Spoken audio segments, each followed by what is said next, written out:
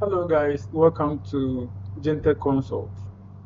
As we received some requests, we are going to make some videos around IT in general, but we will focus on artificial intelligence and cybersecurity. So yeah, thank you for being here. Please subscribe to this channel so that you wouldn't miss any updates, and it will help us be motivated in making more videos around these tasks.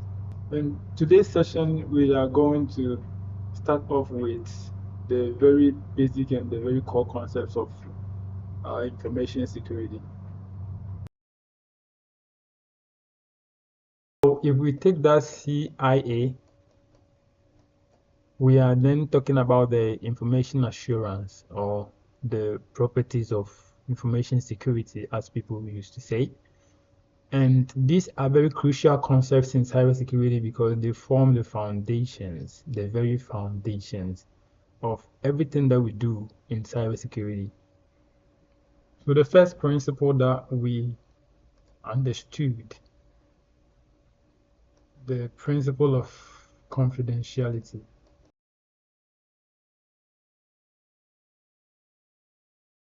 And confidentiality is all about keeping the data private and protected from unauthorized access. So in cybersecurity, professionals use tools and techniques of cryptography like encryption of a message so that only the sender and the receiver can read them. We will know how all this works when we get to the technicalities. Also, another tool or strategy they use for achieving confidentiality is user authentication. So they try to restrict access to networks and applications using passwords, biometrics, and different forms of authentication strategies.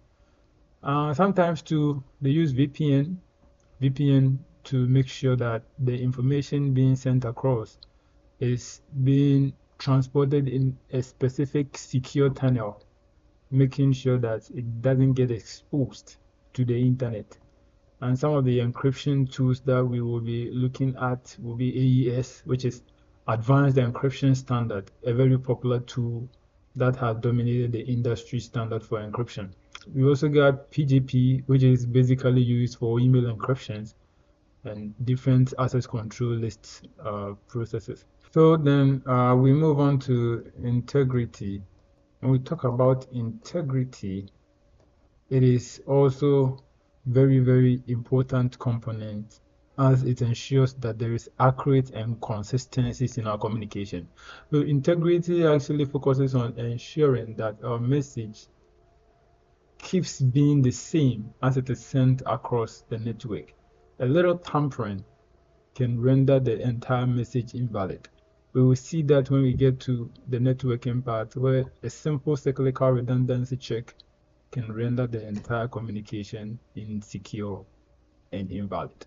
Now, security professionals implemented digital signatures on documents and transactions to make sure that the integrity of information is being protected. So if you've heard about the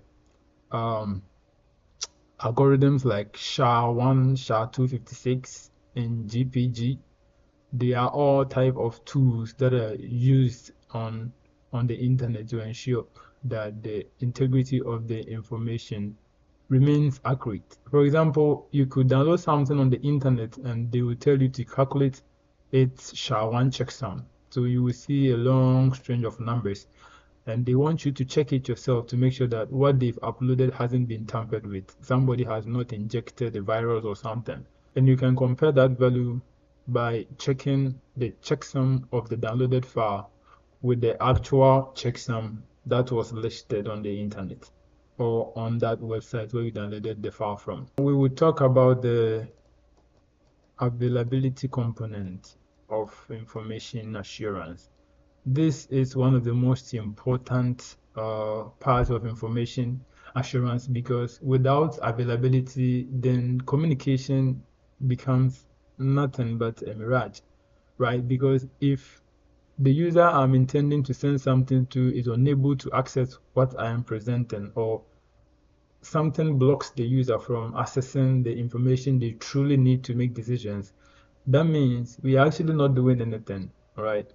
We are not communicating at all. There is no form of communication happening. So basically, availability is to ensure systems and data are accessible to authorize users whenever, wherever needed. All right. So usually in computer systems, we use redundant servers so that if one server breaks down, the other server remains stable to handle requests. Also, they use RAID technologies to make sure that data backup is being done consistently and also securely to make sure that even if there is a disaster or something happens that wasn't expected, then users could still be able to access the information they need. Cybersecurity professionals focus on preventing DDoS attacks that actually hinders availability of information. We have so many modern tools that comes into play when it comes to availability of information. We have even a simple UPS system that you use at home that prevents a computer shutdown when there is power interruption. Actually, is a form of ensuring availability in your systems. So one important thing you need to understand about these principles, the CIA, is that they balance each other. They are not actually isolated, they are intertwined. One connects with each other, and each one of them presents their unique roles and capabilities to make sure that information is being securely rerounded. While trying to achieve one, you cannot compromise too much of the other. And that comes with a trade-off for balancing security availability.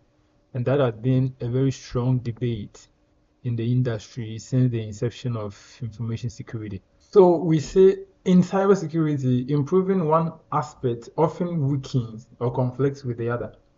So this is where some trade-offs happen, and smart system design is about balancing them without letting one ruin the others. All right. So, for example, if you are trying to achieve too much of availability, that is when you compromise a lot of confidentiality. And whilst trying to achieve too much of integrity, you also compromise some form of availability. And yeah, they works like that. So the more you lock down a system, like using strong password, multi-factor authentication, encryption, firewalls, it becomes so hard to access for even legitimate users.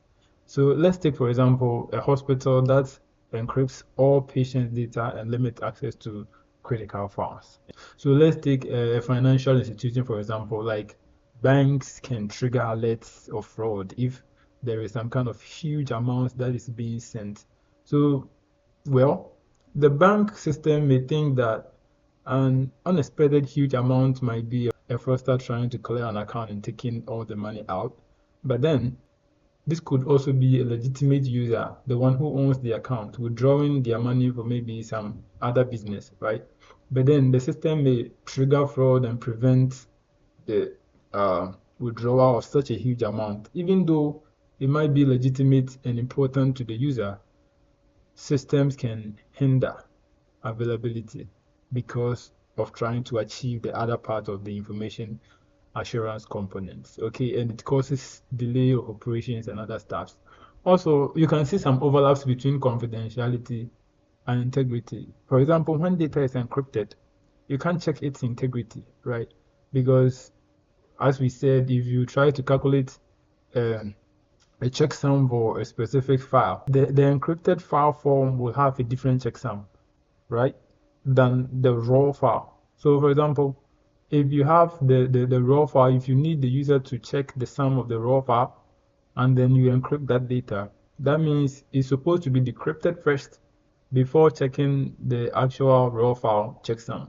So because once the data is being decrypted to be checked for its authenticity, that is the very slight moment a hacker can slip in and take advantage of the system. Talking about these things, security isn't just about maximizing out every defense.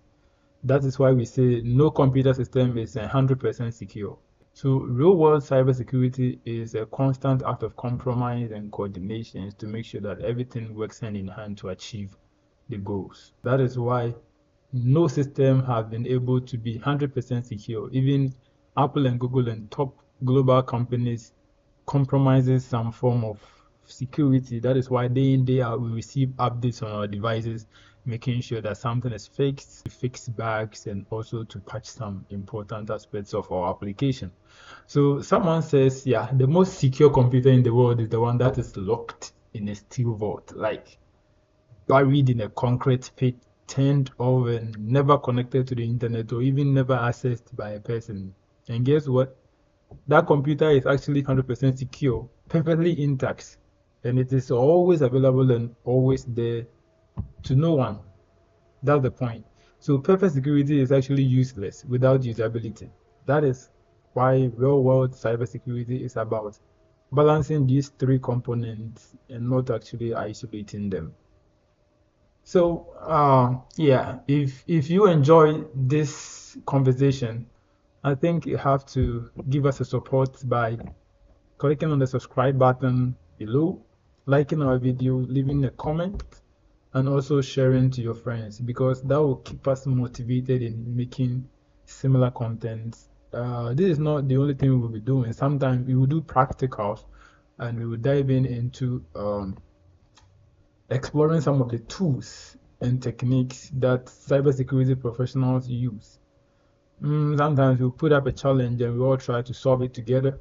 But then the most important thing that we can talk about right now is to give us a follow, like our video, share to your friends, and follow us on all social media channels. Just search Gentle Consult on Facebook, TikTok, as we get started in the journey of building our muscles for IT.